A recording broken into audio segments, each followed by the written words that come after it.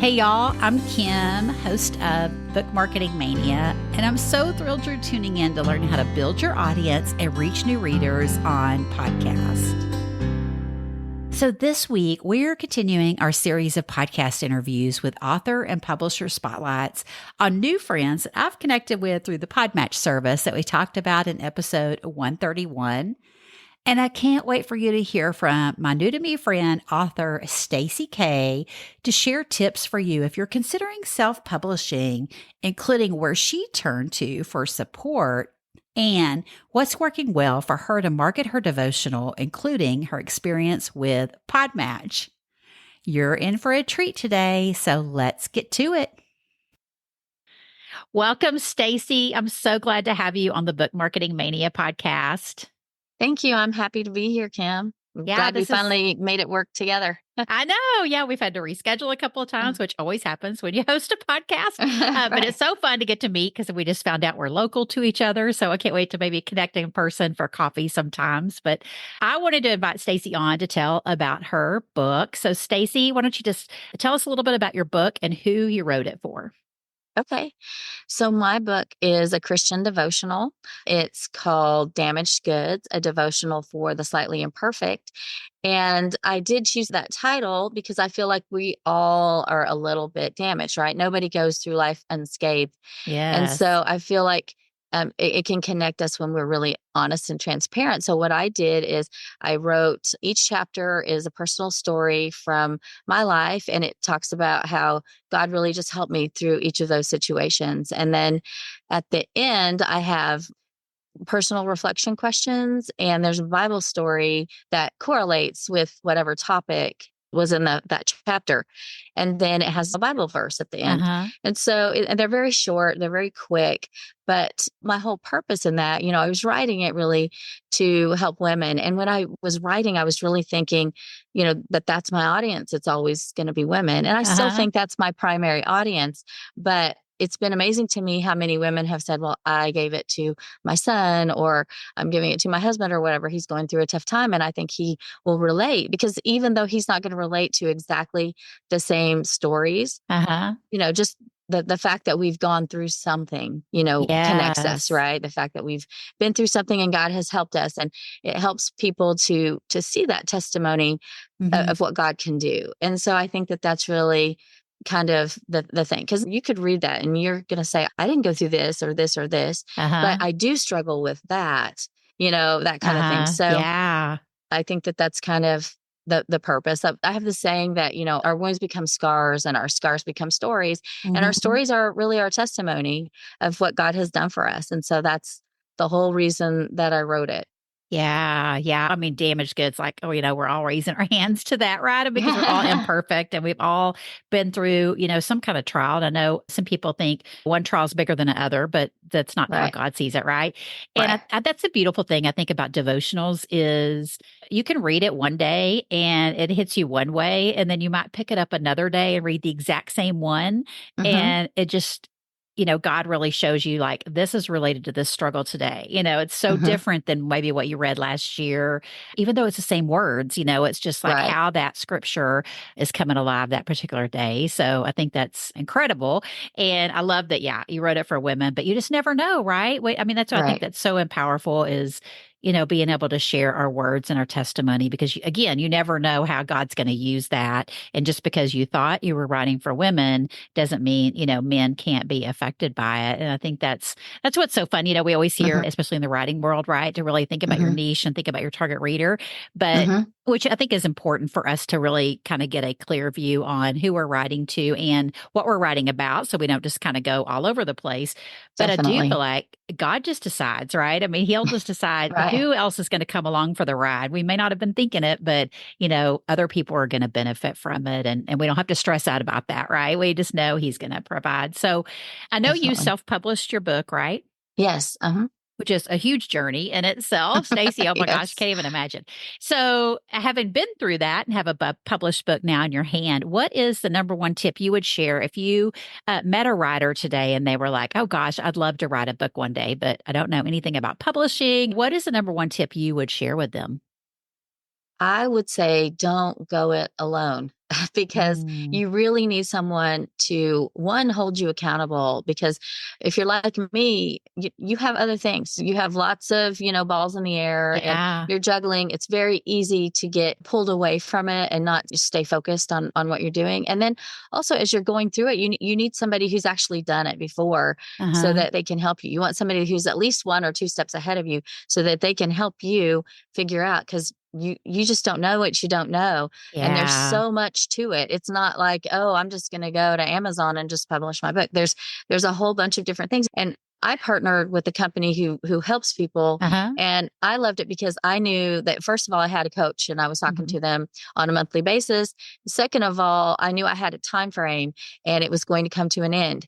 And when, that really motivated me because I wanted to finish that book and get it published while I was still using their services. And so that, to me, it was a huge thing, because I don't think that I would have done it on my own. It would have been really hard to figure out. And they had really good resources. If you need a publisher, they helped you with promotion sites and just Uh-huh. different things like that you don't know about, and Mhm. things that you would have no clue if you're just sitting at home, writing a book. So I do Yeah. think that that's really important, to make sure that you have some people in your corner. Yeah, I think, yeah, don't go it alone. That applies to so many things in the book writing where we're at, like book writing or marketing. Well, so let me ask Stacy, would you want to share the resource that you turned to get that help? I used selfpublishing.com. It used to Uh-huh. be selfpublishingschool Yeah, com or yeah. whatever, with Okay. Chandler Bolt. Yeah.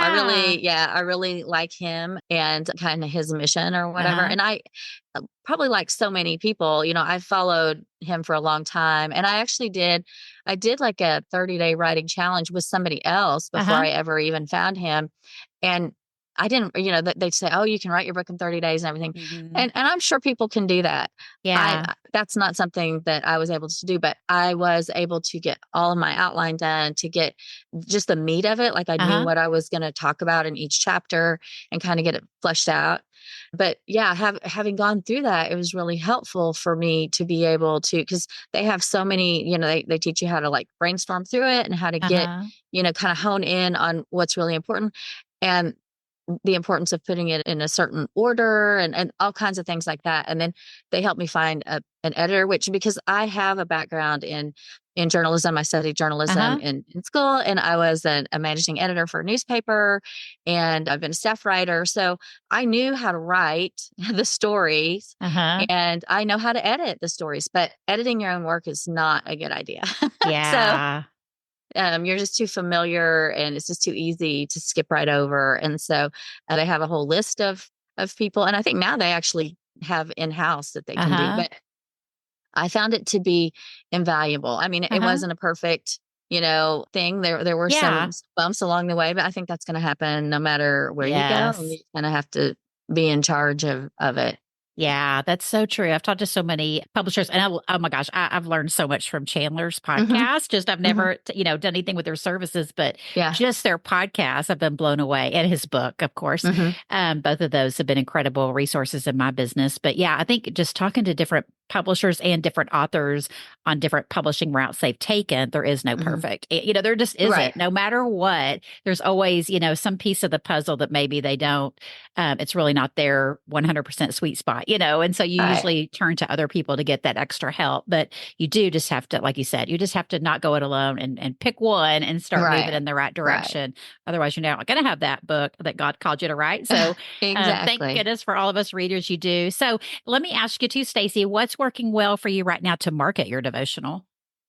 So, I mean, I think podcasts have been a really great idea. Uh huh. And it's not really something I necessarily would have thought of on my own. And they are actually the one who told me about Podmatch, Uh and huh. that's how you and I connected. And Yeah. so I think there's that. And then also book promotion sites. I always see a bump whenever I do a book promotion. I'll see, a big bump in my sales or whatever. Uh So huh. I've done several of those, and they actually had like they had you kind of lay out like what you should do when you launch. I had Uh a huh. launch team, and I had those people put together, and so I just followed their formula, and that's how I ended up with bestseller in multiple categories. So Yeah.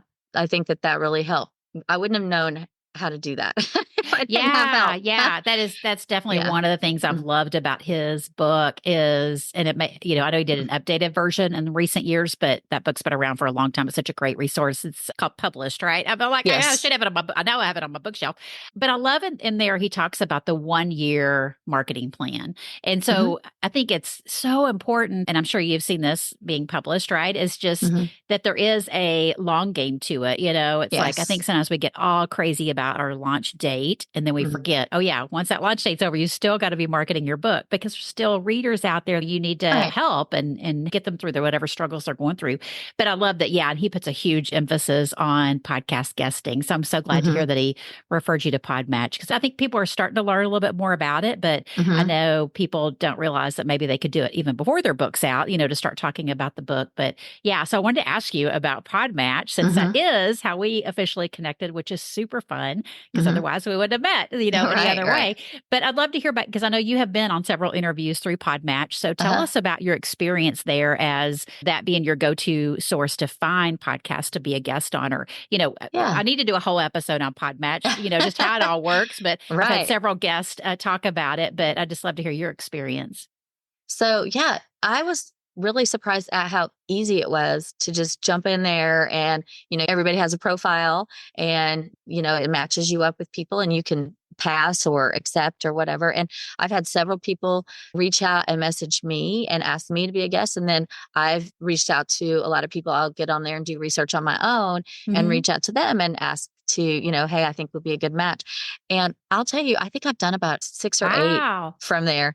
And it's like meeting a friend, every Uh-huh. time.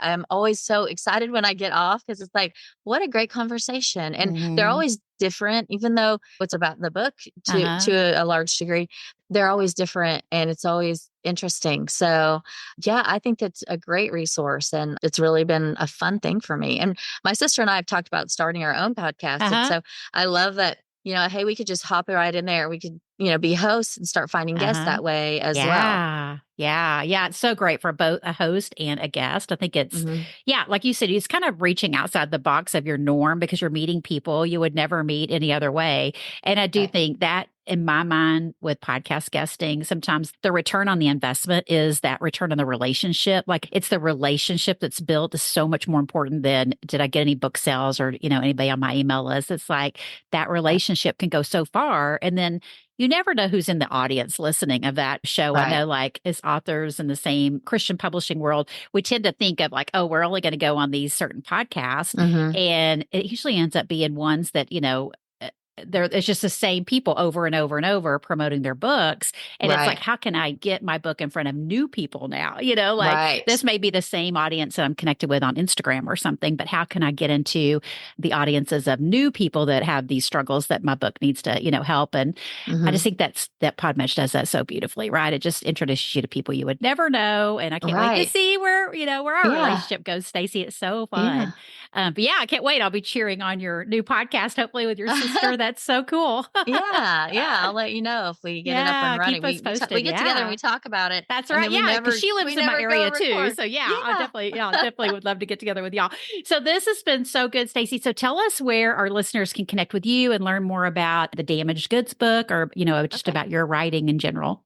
Yeah. So I have a website. It's stacykaybooks.com. And so you can find me there. And I'm on Instagram and Facebook with Stacy K Books. I just keep everything the same. So it's super Okay. easy, Yeah. Super easy easy to to find. find. Yeah. That's Yes, I awesome. I did love that. a pen name. And so that is my pen name. So Okay. my real name is Stacy. Uh-huh. Yeah, So yeah, I love it. and she's a I've had lots different of last people ask name. I've had lots of Yeah. people ask recently about pen names, which is something I'm not Yeah. even really familiar with, but I think that's so interesting. I mean, and it's the cool thing too about writing is you can write Mhm. under a pen name. Uh, But I think that's where a lot of people struggle is like if they have an online presence and they want to then have their pen name be different. So uh-huh. whereas it sounds like you've just started out the gate with your pen name. And so your brand has been Yes. built around that. So that's incredible. Yeah. Yeah, my editor really felt like it was a good idea too, because I talk about domestic abuse and Yeah. some of the things I went through. And, the purpose of the book was not to point fingers at people or expose secrets or anything like that. And Right. so to the extent that I can, I wanted to protect anybody. So if anybody's referenced in the book, all the names are changed, and even some of the circumstances are changed just a little bit so that it's not just super obvious who I'm talking about, because that was not the purpose of the book. The purpose of the book is to just really highlight how God has been so faithful to me in my life, and how he can do that for you as well. Yeah, I love that so much. Well, good. Well, I will put all those links in our show notes. And Stacy, this has been so great to connect and get you to serve my listeners. I so appreciate it. Absolutely. It's been a lot of fun, and I can't wait to meet you for coffee in person. Yeah, me too. Oh, y'all, I absolutely love connecting with new friends and getting to serve you at the same time. Stay tuned next week for another author spotlight on my new Podmatch friend, author and pastor Brenda Seafelt, who's going to share about her author and marketing journey, the unique church that she started during the pandemic, and how she's serving the younger generation. Ooh, so much inspiration, y'all. I can't wait for you to meet Brenda. Thanks for tuning in today, and as always, I'll be there for you to help you build your audience and reach new readers one podcast at a time. See you then.